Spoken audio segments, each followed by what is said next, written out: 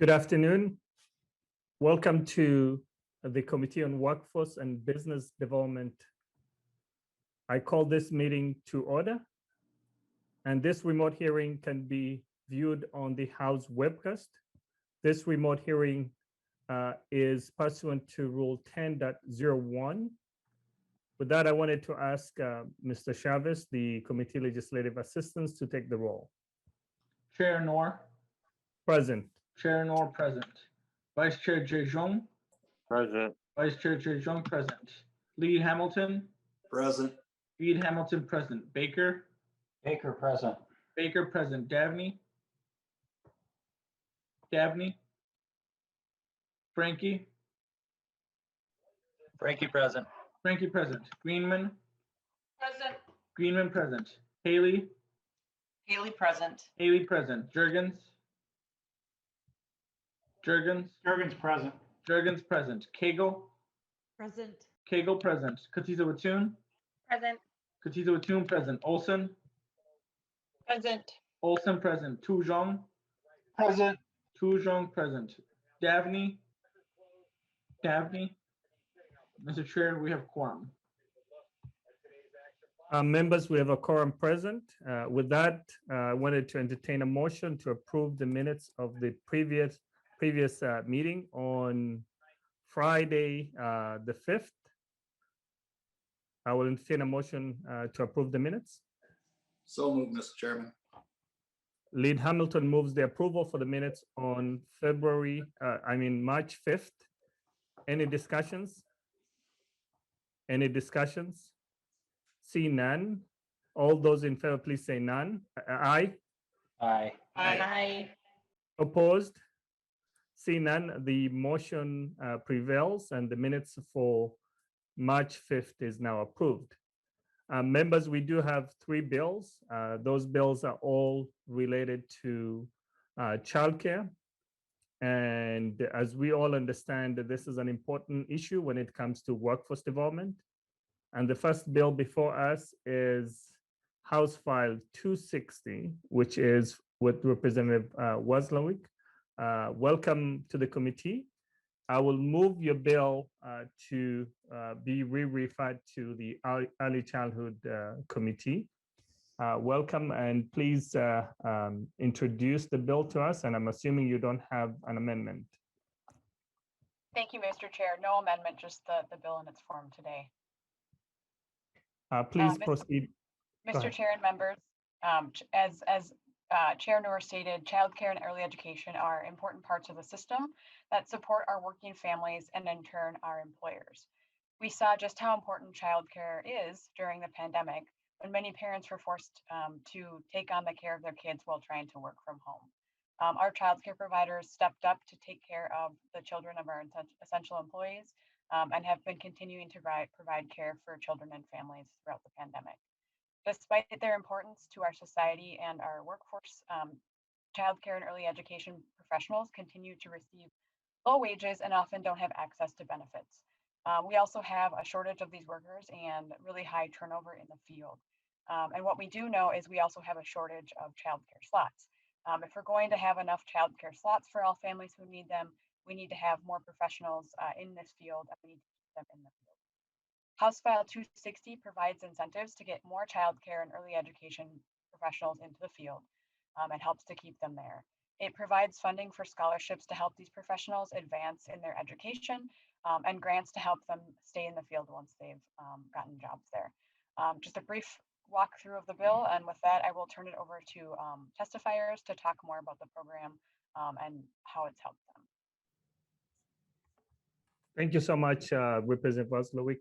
I see you have a couple of testifiers lined up. So the first person I have is Macaulay. Welcome to the committee. Introduce yourself for the record and proceed. Thank you. Thank you, Chair Noor, and good afternoon, committee members. My name is Ann McCulley, and I'm Executive Director of Child Care Aware of Minnesota. And in order to move quickly through the data that you also have as one-pagers in your packets, I'm just going to do a few slides. The most important thing today, I think, is for you to hear from some of the recipients of these programs, but as a way to ground you into the programs. Just to reiterate what Representative Wazlawik said so well, early childhood education is a critically important profession, and yet we all know that the early childhood workforce is often undervalued, undercompensated, and prone to high turnover. Even prior to the pandemic, up to a third of early childhood workers qualified for public assistance, and Minnesota spent at least $43 million per year in public assistance for these primarily female workers, often women of color. Minnesota's early childhood workforce is the cornerstone of high quality early care and education, and therefore Minnesota needs qualified, diverse, supported, and equitably compensated early childhood educators so parents can work, businesses can hire, and children can thrive. So I'm just going to walk you through the two programs that this bill addresses. We are currently the administrative home to both of these programs, which is why I'm here with you. The first is the Teach Early Childhood Minnesota Scholarship Program. And this is a fairly straightforward program that helps folks working in early childhood and school-age care, both in center-based and family childcare settings, to increase their levels of education, compensation, and commitment. It's been around since 2002, and you can see there we've spent about $6 million since that time on this program. It's been primarily funded through federal Child Care Development Block Grant money, and we've helped over 1,000 educators receive their degrees at 40 colleges and universities in our state. Even though the funding has steadily increased through the block grant, there is definitely an increase in both the demand for the program and also, of course, the fact that the college costs continue to rise. So in order to continue to provide scholarships and support these students, we are seeking, through the help of the legislature, some additional funding through the state. This is just a quick snapshot of the awards that were given just in 2020. We do this just to kind of show you that there's a good balance between, for instance, which degrees people are pursuing in the right pie chart there. So fairly evenly split between bachelor's and associate degrees. On the left pie chart, you can see that it reflects a lot of different roles within the early childhood system. And the number for family child care providers has fluctuated over the years, sometimes being a little higher. In 2020, it was a bit lower. And then down below, you can see that the recipients are split pretty proportionately by where the workforce lives and works. So between the Twin Cities Metro and Greater Minnesota, that's actually fairly reflective of where the programs are. And that 35% of our recipients last year identified as BIPOC early educators. So that's a little bit of a snapshot about Teach. Moving on to the retained bonus grants.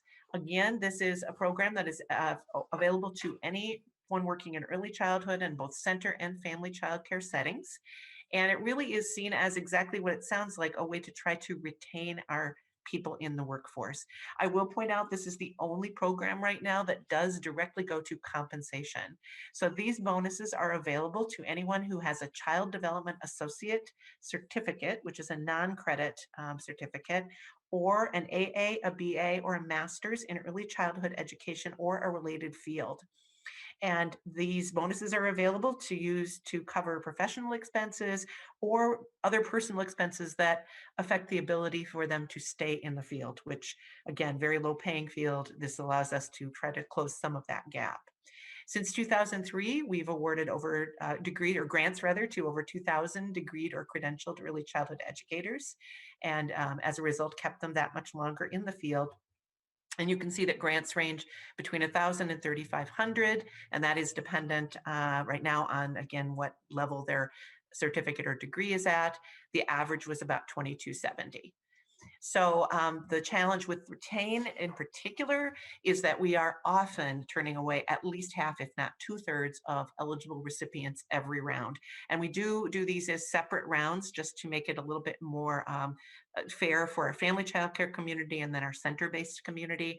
And each time we are turning away many people. So once again, as we all are focusing on the importance of not only attracting but retaining a workforce, looking to the legislature to consider some additional state funding to support what is currently available from federal funds. And that is really it for my portion. I'm happy to take questions now, or certainly we can do them after the other testifiers. I'll defer to you, Mr. Chair. Thank you so much, Ms. McCauley. I appreciate the presentation. We'll wait for the other testifiers and we'll take the questions in the end, at the end of the presentation for this bill. The next person is Ms. Church. Welcome to the committee. Please introduce yourself for the record and proceed.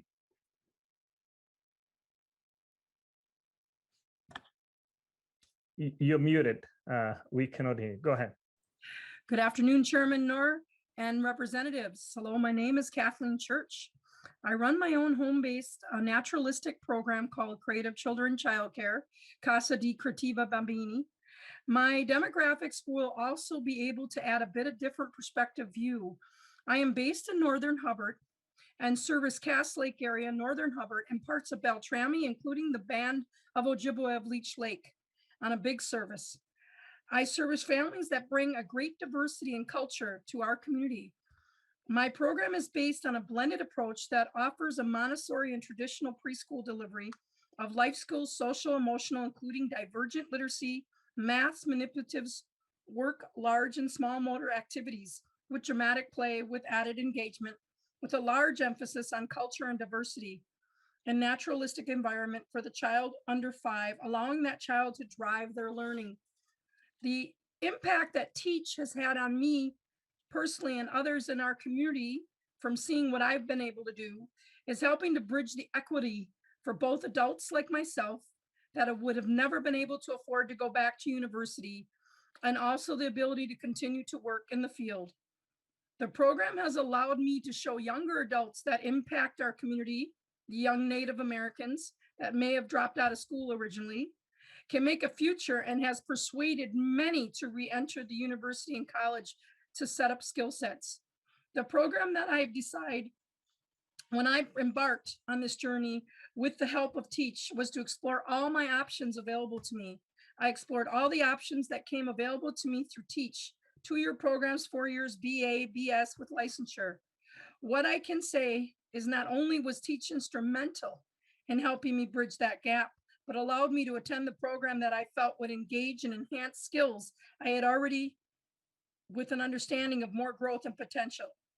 By being able to attend a very unique program at St. Catherine's University that offered me not only early childhood program, but a program that allows us to explore not just a traditional childhood pedagogy, but also Montessori style, giving me an edge and a greater toolbox to bring to all environments of early childhood and all types of programs, whether it is school, classroom, a traditional building, a center-based, and a Head Start, or a naturalistic home-based preschool, helping us to meet the need and demand that our community needs to excel and nurture and guide our children into the future. The profound effect that Teach has given me to inspire women for the reservation to also go back to school and aim higher for their future, and also help little ones even more. I will be the first person in my entire family to have graduated from university. I was a child that grew up in a metro area in Milwaukee and grew up in poverty with serious ACEs, being fatherless from the age of 7 as my father died unexpectedly, and was most people would call a latchkey kid. Again, I would like to say the importance of Teach and the empowering of early childhood professionals to gain their degrees and giving guidance to people who are committed to empowering and enlightening of young minds for the better future. And my most important note of this program allows the availability for home providers, not just center staff and school staff, the same ability to offer equity to all dedicated early childhood committed individuals to take part in making a better future for little ones, and allowing parents to have the choice and the options that work for their families. This program is critical in bridging the gap that may exist in this program, given to many, allowed us to build early childhood profession and give us human collateral investment the world needs right now, especially in Minnesota and throughout this country.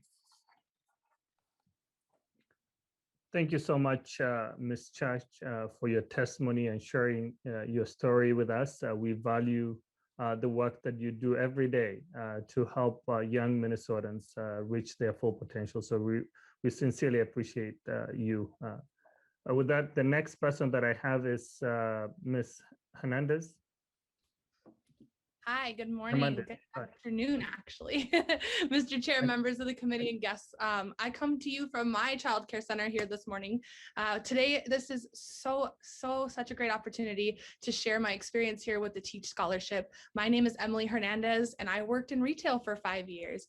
And when I found myself wanting a career change, I looked into working at a child care center because I'd always loved working with children. Throughout my first 3 years at one center, I was promoted from an aide to an assistant and then to a lead teacher.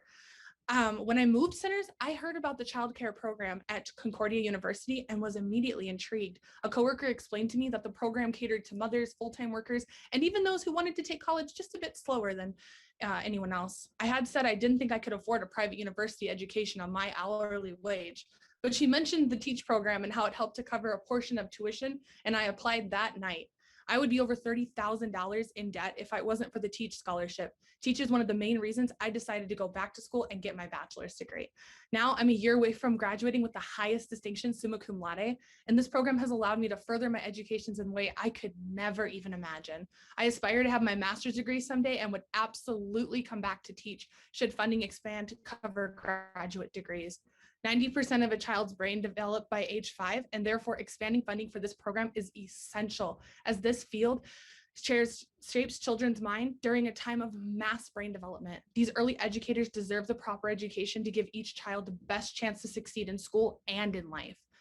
Teach provides the funding for early educators to get this high quality education, so they are the empathetic, compassionate, and educated teachers parents pay for.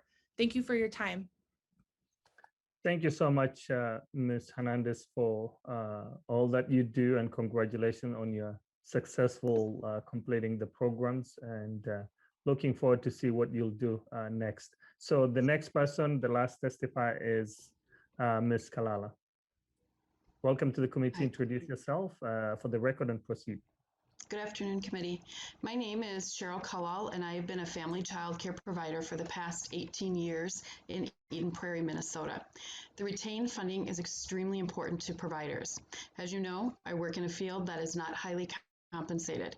Providing and maintaining a high quality program is important to the families that I serve, as it provides them with the safe comfort knowing that their child is being well taken care of and provided quality learning experiences to learn and grow and be ready for kindergarten. Providers spend 50 to 60 hours a week in providing direct quality care to families. In addition, we spend our own family time in the evenings and the weekends to go grocery shopping, shopping for crafts and supplies, shopping for materials such as toys and equipment, researching field trips, preparing lesson plans, and looking for resources to assist families in those times of needs. And also attending classes to increase my professional development as well. Receiving this retained funding this past year has truly been a big incentive to me to continue my hard, dedicated work in the early childhood field. It is one way that I can feel appreciated in my role as a family child care provider. For me, I choose to spend this money in a few ways: helping to support my education, helping to buy some more equipment for my family childcare, and lastly, to continue building relationships with my families and colleagues that I have in my care. Please support this bill for the funding. This needs to be an investment in retain so that providers can feel appreciated, compensated for their long hours of hard work, but also to support us in our commitment to providing quality care for families across Minnesota. I've also been a Teach recipient for a few years. I obtained a bachelor's degree through Teach in early childhood education from Concordia University. As you know, this field does not pay well, and to have financial assistance from this program is invaluable to any individual in the early childhood field. I received my bachelor's degree so that I can become also an early childhood trainer to educate providers such as myself, providers at centers that need the required training from the Department of Minnesota. This Teach program has eliminated the financial stress for me so that I can increase my level of education and thus become more committed to the field. Thank you for your time. Thank you so much, Ms. Kalal. And quite frankly, as you noted, this is an investment to providing quality care, and indeed it is. So with that, I wanted to open up for discussion. Representative Haley. Thank you, Mr. Chair, and thanks so much to the testifiers this afternoon. and also to the bill author, Representative Wazlawik, and Ms. McCulley.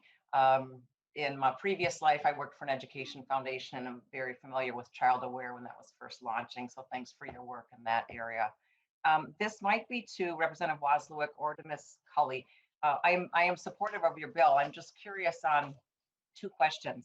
If you can clarify the amount of federal funding that we get, so I can understand the percentage of what we're putting in as a state versus what we get from the federal government.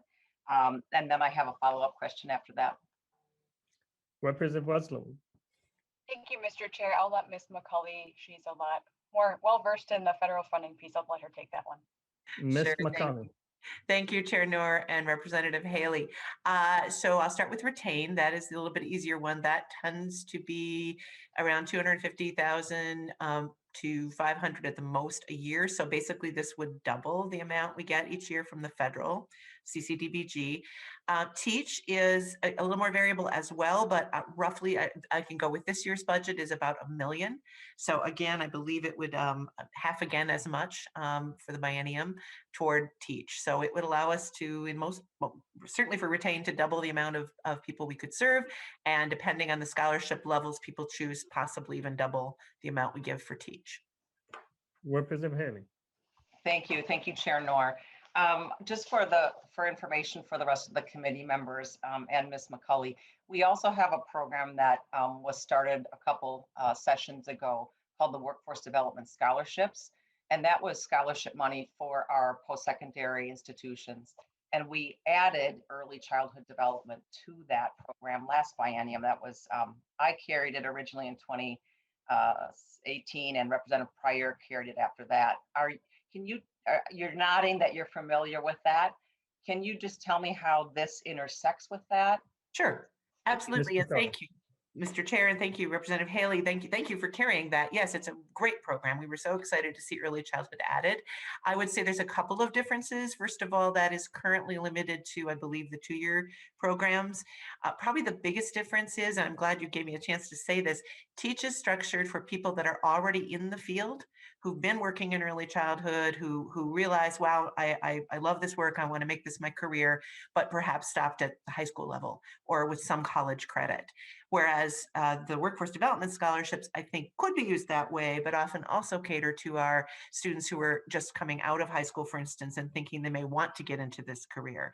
So Teach is for working professionals, and it's done on a part-time basis while people are still working, and there's a commitment to stay in the field and in your job while you're taking your scholarship. Workforce development could be used a little bit differently, but they're wonderful. They pair well together. Representative Haley. Thank you very much. I appreciate those clarifications. Representative Cortez-Otun. Thank you, Mr. Chair, and thank you, Representative Wazlawik, for bringing this bill forward again this biennium. I think it's one of the really powerful tools that are accessible to child care providers here in the state of Minnesota. As we know, I mean, obviously the pandemic has really laid bare some of the disparities, not only among the workforce as a whole, but particularly the child care workforce that we know is disproportionately women and people of color. So I think that Ms. McCulley, thank you for sharing some of those statistics, really impress upon us the importance of this program. And I think I'm looking forward to hearing this again in early childhood. I appreciate all of the testifiers sharing their stories. You are all doing such powerful, critical work to support not only the economy of the state of Minnesota, but all the families and children as well. And particularly to Ms. Kalal, thank you for the work that you do in serving the children around the Eden Prairie area. You're welcome. Thank you, Representative Cortez-Otun, and we welcome the additional member to the committee. So the next person is Representative Juggins. Thank you, Mr. Chair. And I really don't have a question. I just want to be on the record. I'm a co-author on this bill, so it has bipartisan support. I want to thank Representative Wazlawik for bringing this forward. I think that, most of us have heard of the challenges, especially in greater Minnesota, but even in the metro area. Sometimes it's access to childcare. Sometimes it's the cost of childcare. And it really is important as we look at programs in this committee related to job and job creation, job growth, those employees in some cases would love to go back to work. They just don't have an option for childcare. So I think anything that we can do to help in that area is something that we should do. And as we all know, and we've heard in testimony, that the childcare workers aren't the highest paid employees we have in the state, but they're it's a very important function that they're providing. And I think that these programs are good, and I intend to support them. And thanks again to Representative Wazlawik for bringing them forward, and the testifiers for being here today. Thank you. Thank you, everyone, for testifying today. This is much needed resources in helping gain some skills and also developing careers in the childcare field, especially with the Child Development Associate program. So we really appreciate the work you do. With that, I wanted to give Representative Wazlawik closing remarks before I renew the motion. Thank you, Mr. Chair, and thank you to testifiers today who shared their stories. I think their words are the most powerful that we have here in sharing their personal experiences about how these programs have positively impacted them and the communities that they serve. I do want to point out, I forgot to mention this in my opening remarks, but increasing funding for these programs is actually one of the recommendations of the Family Child Care Task Force as well, which I was the co-chair of with Senator Kiffmeyer in the Senate. So just wanted to point that out as well, that there's a larger piece of this that, you know, not just for our centers, but our family child care providers as well. This is a really important piece to help them get in and stay in the field. So with that, I just want to again thank testifiers and folks who spoke in support and members for good discussion. Thank you so much. So I renew my motion. House File 260 be re-referred to Early Childhood Finance and Policy Committee, and the Committee Legislative Assistant, Mr. Chavez, will now take the roll. Chair Noor. Aye. Chair Noor, aye. Vice Chair Jejong. Aye. Vice Chair Jejong, aye. Lead Hamilton. Aye. Lead Hamilton, aye. Baker. Baker, aye. Baker, aye. Davney. Daphne, aye. Davney, aye. Frankie. Frankie, aye. Frankie, aye. Greenman. Aye. Greenman, aye. Haley. Haley, aye. Haley, aye. Jurgens. Jurgens, aye. Jurgens, aye. Cagle. Aye. Cagle, aye. Katizo Atun. Aye. Katizo Atun, aye. Olson. Aye. Olson, aye. Tujong. Aye. Tujong, aye. Mr. Chair, the motion prevails with 13 ayes. With 13 ayes, the motion prevails.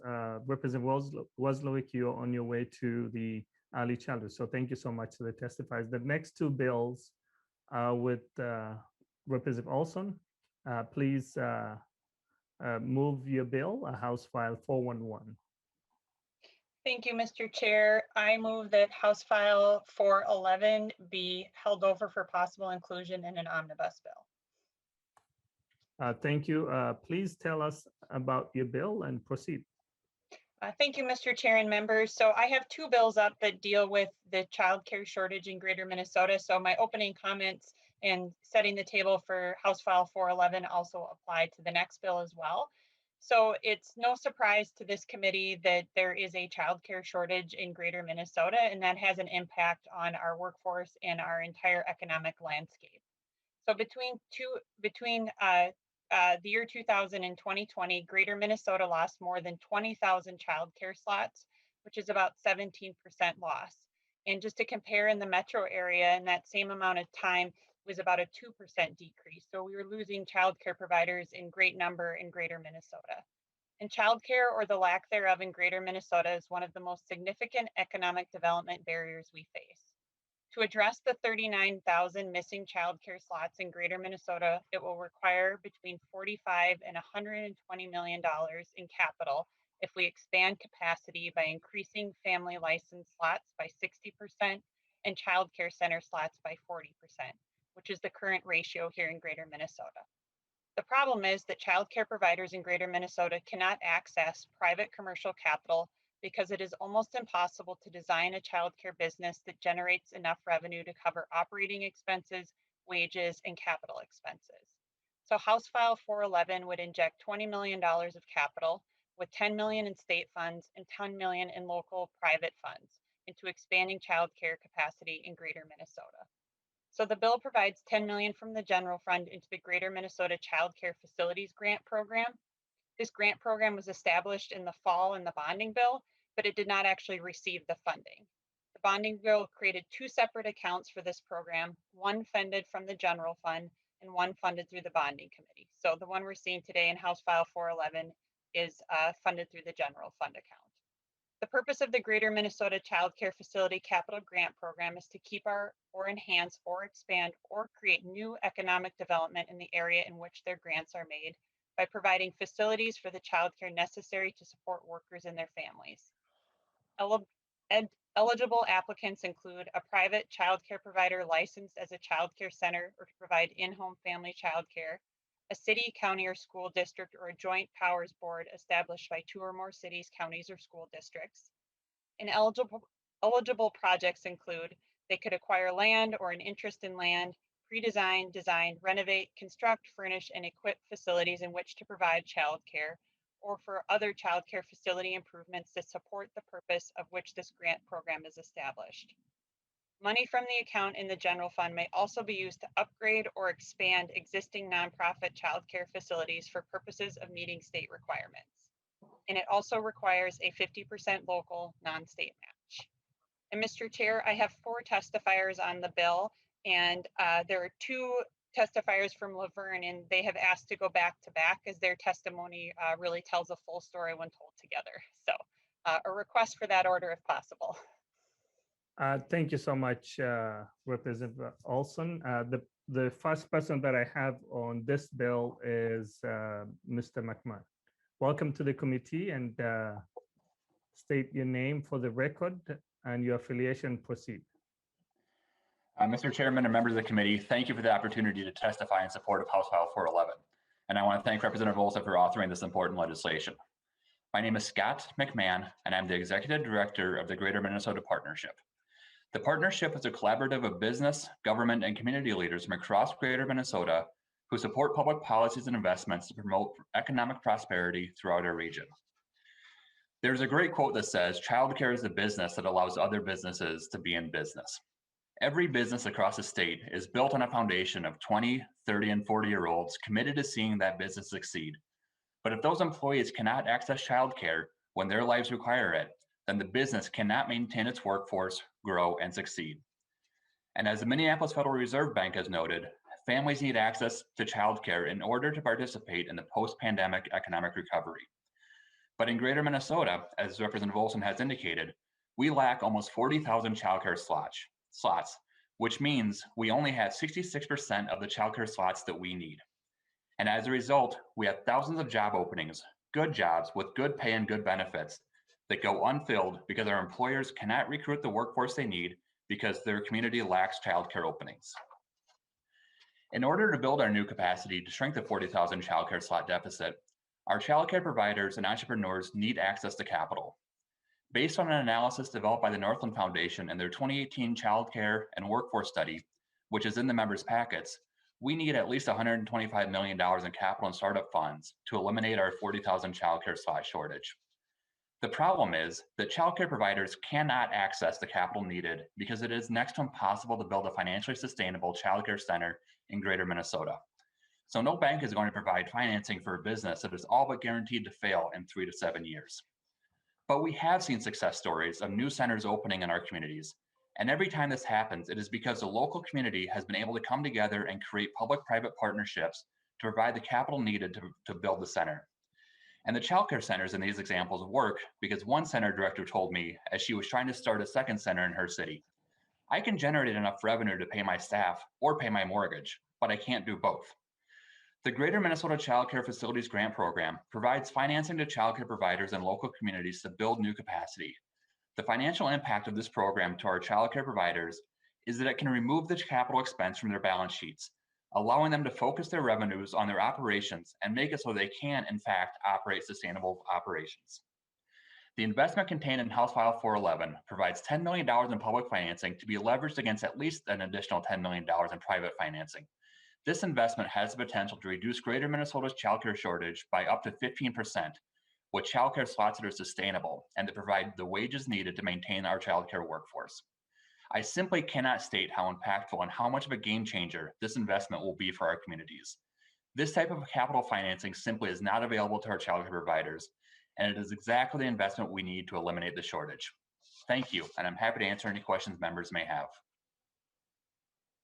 Thank you so much for your testimony. The next person is Pat Bastian. Welcome to the committee. Please introduce yourself for the record and proceed. Thank you, Chair Knorr. I am Mayor Pat Bastian from Laverne, Minnesota.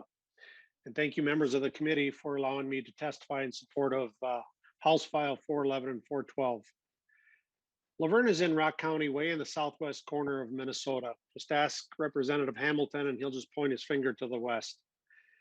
We're a county population of about 9,800. Laverne, where I'm the mayor and have been for the last 10 years, is the county seat with a population of around 4,700. In 2017, our Laverne Economic Development Authority brought up one large ongoing underlying problem from our Laverne and county business community, which severely undercut their business growth. In 2017, that problem was daycare and has only grown to a more severe problem today in 2021. In 2017, Laverne Economic Development Authority commissioned Maxfield Research and Consulting from Golden Valley, Minnesota, to accomplish a market feasibility study for childcare for a childcare center in Laverne. The study is available if requested. In 2019, we updated this study, which identified 46 licensed childcare providers in Rock County. Today, there are 33, and that was before the COVID pandemic. With the 33 licensed providers, and if they are all licensed for 12 slots each for daycare, that equates to 396 childcare slots in the county. With the updated study in 2019, it pointed out that there was a potential shortage of 328 daycare slots for a daycare center and a potential shortage of 141 slots for in-home daycare. That's for Laverne and Rock County. Since 2017, the city of Laverne has had 5 separate independent citizens that have approached our EDA for assistance in starting a daycare center. With every one of their potential startups, their business plans, it was found that either to buy or remodel or to build a child care center to handle even 100 daycare slots, that the sheer costs of it drove the principal and interest payments too high to make it even profitable. The overhead of bricks and mortar are a double-edged sword, making it hard for these daycares to pay a competitive wage for their employees while also being able to afford a physical structure to house a daycare. Daycare shortage in Laverne and Rock County is one of the most important economic development issues with our local businesses that are looking to grow. Without affordable daycare or any daycare at all, there is no economic growth in our business community. Daycare shortage is a severe problem for our employers. No daycare equals no business growth. They are directly tied. Thank you once again for allowing me to testify in support of this bill, and I'm open to questions. Thank you so much, Mayor Bastian, for your testimony. The next person I have is Luz Burke. Please introduce yourself for the record and proceed. Yeah, thank you, Chair Knorr and committee for allowing me to speak today. I'm Tammy Loosbrock, and I oversee the hospital and clinic here in Laverne, as well as Adrian and Edgerton. It's like Mayor Bastian said, about as far in the southwest corner of the state as you can go, and we're one of the largest employers here in Laverne. And what we've seen is just a shortage of daycare in Rock County and several of our surrounding communities for years, and it's just not getting any better. And for most people, they think, well, I'm out of that daycare stage and it doesn't apply to me, you know. So I've got a few just personal stories from my workforce that maybe make it a little bit more relevant to everybody. But the first situation I'd like to share relates to a general surgeon that we had on staff here in Laverne, single mom of twin little boys. And she used an in-home daycare for Laverne, for her daycare here in Laverne, as we don't have a daycare center. One morning, really, really early, about 4 or 5 a.m., I received a phone call from her saying her daycare provider was ill and that she would not be able to take the boys that day. So this surgeon is on the phone with me talking about all of her backup plans and who she's trying to call to get to take care of her kids. And as the leader of the hospital, all I could think of was the 4 patients that had done their surgical prep or their colonoscopy prep the night before. And we all know how wonderfully fun that is. And to have to call them to reschedule. So after several phone calls, staff were calling friends, family, anybody that they knew. We ended up with one of my surgery nurses actually getting her college-age daughter to come back and watch the twin boys for the day, so that the 4 patients wouldn't need to be rescheduled. My second example I have is one of our mental health providers that we're recruiting. It's the wife of one of my physicians here in town. And as we know, mental health is just a growing issue across the state. And when you find somebody that's good, you really want to bring them.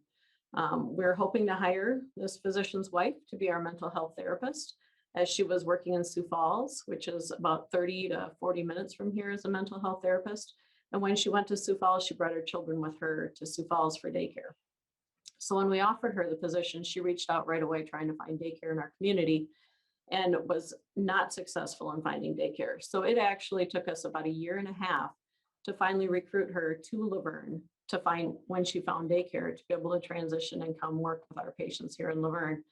So that delayed some access to mental health care services even within the community. And I often hear from staff here in Laverne that they're having to plan their families around when daycare providers can accommodate a baby. My administrative assistant shared with me that her daycare provider will actually go down the list and say, okay, you just had your baby. Now, are you going to go next? And if you say, no, I'm done, then they work on to the next person. And so all of these people are working around planning their kids when their daycare provider can actually accommodate them and it's their turn.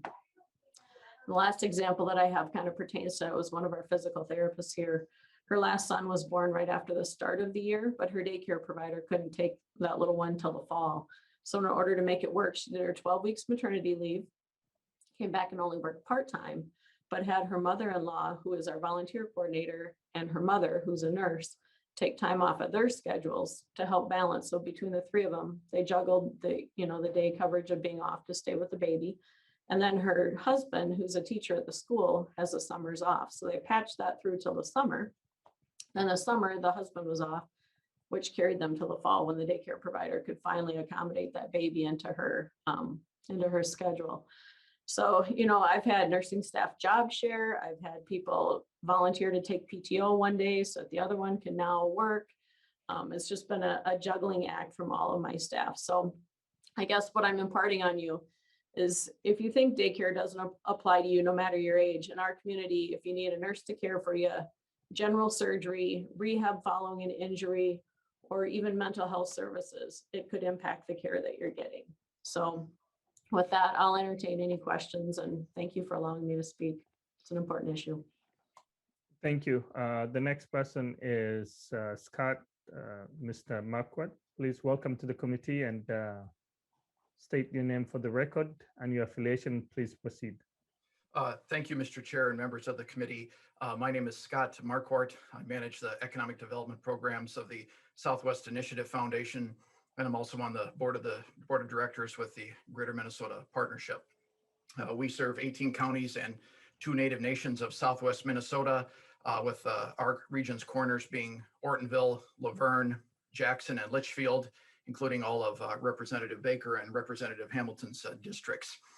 My remarks today also bring the lenses of being a region that borders 2 states that we compete with for workforce, retail, trade, and business investment. I'm grateful for the chance to talk with you today about the fastest growing economic development issue in our region. As you just heard from Mayor Bostian and Ms. Loosbrock, it impacts job creation and retention, entrepreneurship, and business growth region-wide. That's a comment we made prior to the pandemic. And what we've seen in all of Southwest Minnesota is that the pandemic has shined an even brighter light on the urgency of this crisis. In June 2020, First Children's Finance did a study in our region, and the shortfall actually increased to 3,652 childcare slots just in our 18 counties alone. This is having a real and detrimental impact on our businesses and their ability to attract and retain talent that they need to compete nationally and globally, and in their ability to help build an economy that provides opportunities for all Minnesota families to prosper and build assets for the future. We're grateful to Representative Olson for authoring House File 11, which will provide urgently needed funding for the Greater Minnesota Child Care Facility Capital Grant Program. As written in statute, the purpose is to keep or enhance jobs, increase the tax base, and expand or create new economic development in the area to support workers and their families. Exactly what we need in Southwest Minnesota and all of Greater Minnesota. It's going to help communities by providing the critical capital needed to pay for significant costs, as Scott McMahon talked about, acquisition of land and buildings, construction, renovation, and equally as important, equipping childcare enterprises. As a funder and a financer, we see a number of business plans and financial projections in our office for startups of childcare enterprises, whether that be centers or family license. These amazing visionary entrepreneurs face many obstacles, many hurdles as their plans unfold. And this bill will provide the critical funding to lessen these upfront barriers. Removing these barriers related to projects just not being bankable or having nearly impossible, if not impossible, debt service is critical to making these childcare operations sustainable and to have financial performance for the future that works for its families and the communities. For those barriers to be overcome, external investment and partnership is necessary so that operations are sustainable, so that quality is not compromised, and so that's affordable for all families. As noted already, the general fund dollars talked about in this bill serve both family child care and center-based care in Greater Minnesota. In all of Minnesota, we need both center-based care and family child care to solve the crisis. It covers both startup and expansion, which is critical for all this area. I think, as we all know, a one-size-fits-all approach is not going to work in Greater Minnesota. What works in Laverne may not work in Wilmer, and it may not work in Warroad. And that's the beauty of this program, is that it can look at all phases. In addition, a variety of organizational structures. So we're grateful for the flexibility because that will help foster and catalyze innovative models that are proving to be transformational in rural communities, collaborations between schools and hospitals, employer-driven models, engagement of the faith community, and new collaborations that we haven't even dreamed of. In addition to childcare, I'm hopeful that this bill will provide the capital needed to help repurpose, reinvest in, or redevelop underutilized commercial real estate. The wing in the school building we all have, the old hospital building, the big building downtown, this could be pretty transformational for all of those things. And finally, I know the time is getting late, but in our region, which has a significantly growing BIPOC population, this program will also help foster inclusive and culturally competent childcare, which Greater Minnesota communities need for workforce retention and family success. One example in our region that we're very proud of in Representative Baker's district is the Wilmer Child Care Center, which is a new private child care facility owned by a Somali entrepreneur who will be providing quality child care with curriculum and services in 3 different languages. And we think that's awesome. And we believe that this bill will help fund more Wilmer Child Care Centers and more opportunities like that. So again, I thank you all for hearing this. This is a big issue. It comes across our radar every day. There's not a problem in our region that more communities are calling us about. And we believe that this investment is exactly what we need. And we're grateful for the chance to be heard today and look forward to putting it to work. Thank you. Thank you so much. So the last but not the least is Ms. DeVos. Welcome to the committee. Please introduce yourself for the record and proceed. Thank you so much. Good morning, Chairman Norm, members of the committee. My name is Karen DeVos. I serve on the board of the Minnesota Child Care Association. I also serve as co-president of the Minnesota chapter of the National Association for the Education of Young Children and the Minnesota School Age Care Alliance. In addition, I am the owner, director, and preschool teacher of Little Learners Early Childhood Center in Ada, Minnesota. Ada is in the northwest area of our state. Little Learners is currently the only center-based childcare facility in Norman County. We are housed on the same campus as a hospital, clinic, assisted living facility, and nursing home facility. Little Learners is a small center currently licensed to care for up to 39 children, infant through school age. In the 7+ years that we have been open, we have consistently remained at or near full capacity, with our infant room typically booked out a year in advance. Little Learners was fortunate to have the opportunity to partner with our local nursing home facility to provide care for their employees as well as other families in the community. The partnership, which included financial support for startup costs and an agreement to provide a discounted employee rate in exchange for the building space, has been instrumental in ensuring that Little Learners is sustainable. Even with that incredible help, the first few years of business were grim, and more often than not, I did not take a paycheck. If we had been provided access to grant dollars to help with the expenses we incurred just to open, this could have looked very different for us. The stress and uncertainty of those first few years brought me close to shutting the doors of Little Learners many times. The model of a childcare within the nursing home space is one that has become very appealing to neighboring communities, and we have been approached several times to recreate a similar model in other towns. We would also love to expand and offer more infant toddler care within the city of Ada, but finding space to do so at a price that would allow us to be sustainable has been near impossible. We have been fortunate to partner with Halstead Living Center. In 2019, we agreed to partner with them and have been working on setting up a space for an early childhood center in their nursing home facility as well. COVID has put a pause on that new center, but we are anxious to move forward when the time is right. I will admit that even when the partnership and Community Thrives funding that is helping to get the Halstead facility open, even with that, there's still a very nervous part of me that worries that we could end up right back where we were in the early stages of our Ada venture. And with 2 children in college, I cannot afford to no longer take a paycheck. The grants that would be potentially accessible through this bill would certainly help ease that stress. Even with the additional spaces that the Halstead facility will provide, our community still severely lacks infant toddler space and after school space for the preschoolers and school agers. This bill would provide significant help to providers, our community, and potentially even our school district to create extra spaces for the children and families who need them. The business of childcare is a difficult one. We know how expensive it is to pay for childcare, and we hear all the time about how expensive it is to run one. By providing grant dollars to help expand access, you are benefiting children, families, childcare providers, and business owners in the community. To me, that sounds like a big win for Greater Minnesota and the people who live, work, and grow their families in our amazing communities. Because of this, I strongly support House File 411 and will entertain questions at this time. Thank you so much. Thank you so much. Thank you so much, Ms. Devas, for your testimony. With that, I open up for discussion. Members, the first hand that I see is Lead Hamilton. Thank you, Mr. Chairman, and Mr. Mayor, always great to see you, our friends to the west, and all the testifiers, thank you. Just this morning, I was on a call with one of our largest employers, and we were talking about the need for childcare. And Mr. Chairman and Representative Olson, here this last summer, we were invited down to the city of Worthington, myself and Senator Weber, and we had a cross-section of people that attended that meeting, from representatives from the college and the high school, businesses, banks, you name it. And everybody was putting their heads together trying to figure out this childcare crisis. And it comes right down to what you were saying and the testifiers are saying. You simply can't get it to cash flow. And my question, Representative Olson, this appears to be, I guess the question is this a new program that we're establishing? Representative Olson.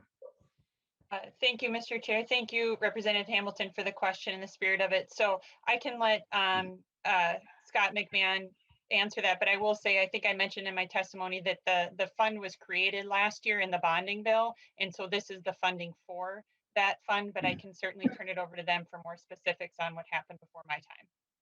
Mr. McMahon. Mr. Chair, Representative Hamilton, yes. So this is a proposal that the Greater Minnesota Partnership and the Coalition of Greater Minnesota Cities has been working on for a few years now. We finally got the structure of the grant program established in the bonding bill in the fall, but there wasn't any funding included with it at that point. And so we have 2 bills that we're working on this year. This one that would be a cash appropriation that would allow funding to go to providers themselves. And then there's a bill before the bonding committee that would provide bond funds that would be available to local governments to purchase and rehab and build out the space and be able to serve as the landlord to providers coming in. Thank you, Mr. Chairman, and thank you, Mr. McMahon. That's all my questions. Thank you. Representative Haley. Thank you, Chair Noor, and thank you, Representative Olson, for bringing the bill forward. This is a concern in my region as well, and I really appreciate your work on this. My question as well might be to Mr. McMahon. I'm wondering if nonprofits can also apply for some of these grants. I know United Ways often run daycare centers, as do YMCAs, and would they be able to apply? I wasn't sure when I read the language. And then I also wanted to know about MIFs. You know, the MIFs also do daycare grant funding across our state, and want to understand how that intersects with this grant fund as well. But I am a supporter, Rep. Olson, and thanks for your work on this.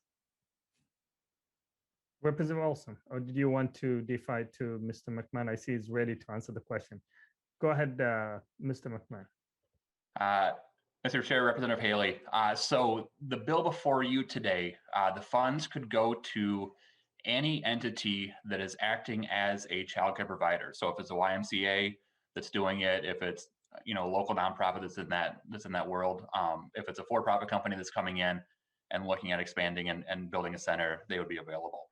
These funds would also be accessible to the local government partners in that situation. So that's kind of the world of which the grants could go to. As to the initiative foundations, yes, they have done a fantastic job over the years in this childcare space. They would definitely be supportive of what we're trying to do here. My hope is that the MIFs would be available to help support the technical assistance that the providers would need to make sure that they're developing sustainable operations. But these grants would not go directly to the initiative foundations. Representative Haley. No further follow-up, Mr. Chair. Thank you. Thank you so much. Back to Representative Olson for closing remarks on House File 411. Thank you, Mr. Chair and members, and thank you to the testifiers. I think they highlighted exactly the urgency of it. I heard a lot of urgency around the need. I also heard a lot about, every 87 counties this impacts. It impacts BIPOC communities. It touches every area and every community in our state, and especially the need is great in Greater Minnesota. So I really appreciate the committee considering this legislation, and hopefully we can move it forward. Thank you so much, Representative Olson. Representative Olson renews her motion, House File 411, be laid over for possible inclusion in the omnibus bill. With that, we move to House File 412. Representative Olson, please introduce the House File 412 to us and move the bill.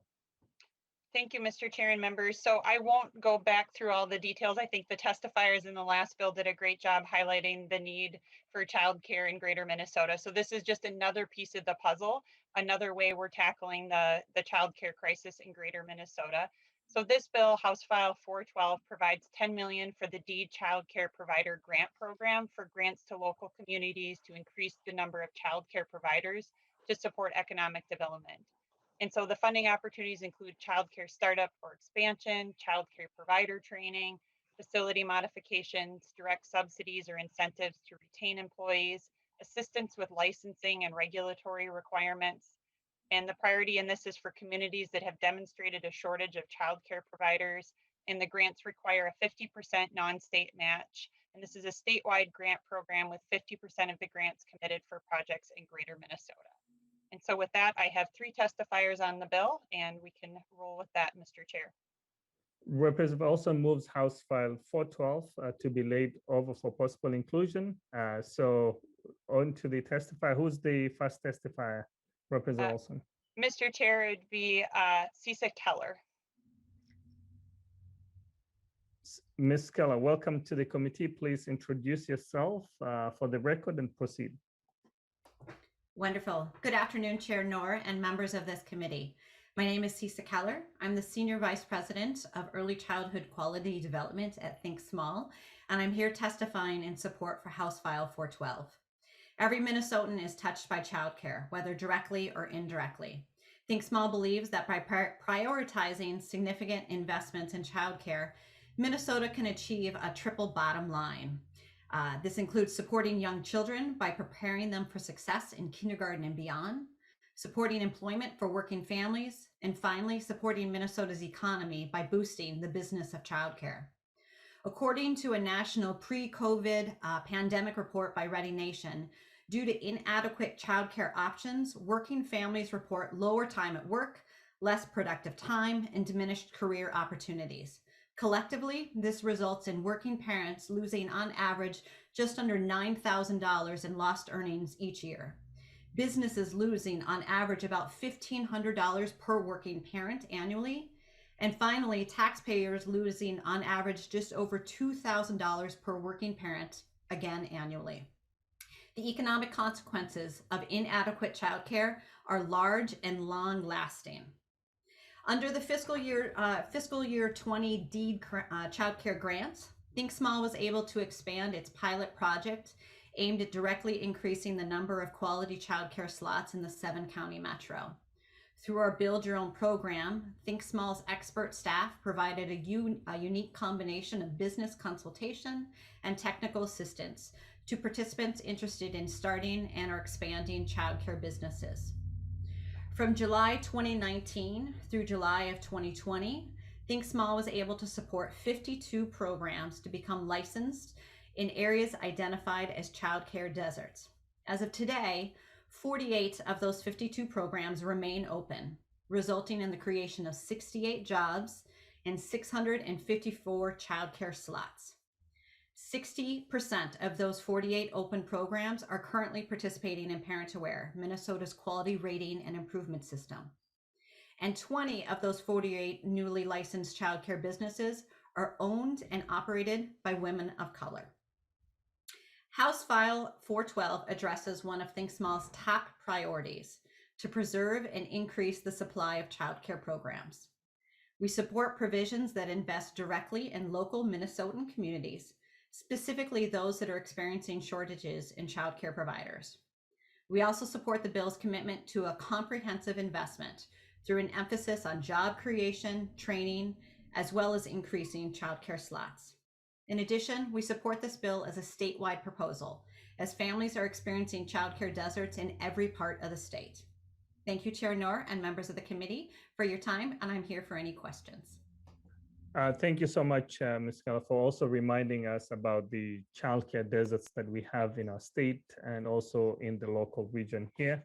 I believe the next person is Ms.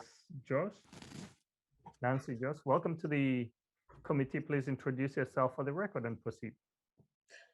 Good afternoon, Chair Knorr and committee members. I'm Nancy Jost, and I'm the Director of Early Childhood at West Central Initiative, and it's based in Fergus Falls. I've been in the early childhood for 45 years.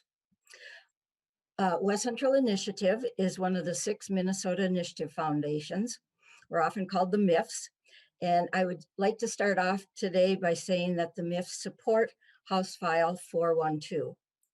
This funding will give agencies, including the MIFs, across Minnesota the opportunity to help reduce the shortage of childcare, particularly in rural Minnesota.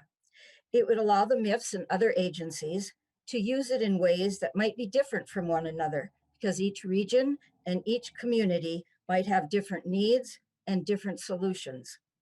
It would allow us to be flexible and innovative enough to work with individual communities in a way that would meet their individual needs that and would be most helpful to them.